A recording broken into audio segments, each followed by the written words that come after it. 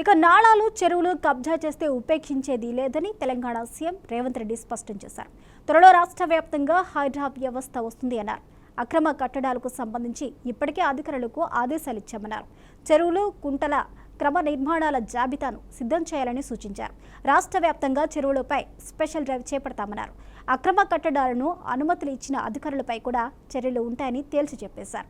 ఈ విషయంలో ఎంత ఒత్తిడి వచ్చినా వెనక్కి తగ్గేది లేదు అన్నారు. మహబూబాబాద్లో చాలా చెరువులు ఆక్రమించుకున్నారని స్థానిక ఎమ్మెల్యే గారు చెప్పారు.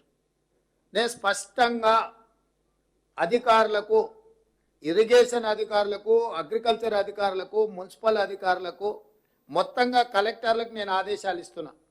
హైదరాబాద్లో ఏ విధంగా అయితే లేక్ ప్రొటెక్షన్ కోసం మనం హైడ్రా పెట్టి ఒక ప్రత్యేకంగా డ్రైవ్ మొదలు పెట్టినామో, కొంతమంది స్వార్థపరులు ఈ చెరువులను ఆక్రమించుకొని వాళ్ళు ఇల్లు కట్టుకోవడము, ఫామ్ హౌస్లు కట్టుకోవడము, లేకపోతే ఆ స్థలాలను ఆక్రమించి లేఅవుట్లు వేసి అమ్ముకోవడం ఏదైతే చేస్తున్నారో ఇది క్షమించరాని నేరము.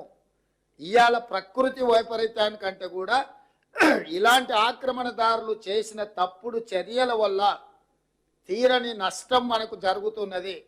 దీనికి ఎక్కడో ఒక దగ్గర పులి స్టాప్ పెట్టవలసిన బాధ్యత ప్రభుత్వం మీద ఉన్నది. అందుకే ఎంత ఒత్తిడి వచ్చినా వెనక్కి తగ్గకుండా హైడ్రాను తీసుకొచ్చి అధికారులను అప్రమత్తం చేసి ప్రభుత్వం దగ్గర ఉన్న లేక్లకు సంబంధించి, చెరువులకు సంబంధించిన వివరాలను సేకరించి full tank level, buffer zone, అదేవిధంగా క్యాచ్మెంట్ ఏరియాలో అంటే నాలాలు ఏవైతే ఆక్రమించుకున్నో వాటి అన్నిటిని కూడా తొలగించే కార్యక్రమం చేపట్టినాం. ఇవాళ ఇది జిల్లాలకు కూడా విస్తరించాలి అని చెప్పి డిమాండ్ వస్తుంది. నేను అనేది ఏంటంటే హైదరాబాద్ పరిమితిలో ఒక ఏర్పాటు చేసిన యంత్రాంగము, జిల్లాలలో కూడా మీరు ఇట్లాంటిది ఒక సిస్టమ్ ఎవాల్యుయేట్ చేసుకోండి.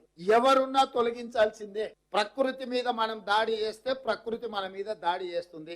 ఈ గుణపాఠం జరిగిన సంఘటనల నుంచి మనం నేర్చుకోవాలి. మనిషి అనే వాడికి ఆలోచన చేసే శక్తి ఉంది కాబట్టి ప్రకృతిని మనం చెరబట్టాలని చూస్తే ఆ ప్రకృతి ప్రకోపిస్తే ఏం జరుగుతో మనం కళ్ళతో చూస్తున్నాము.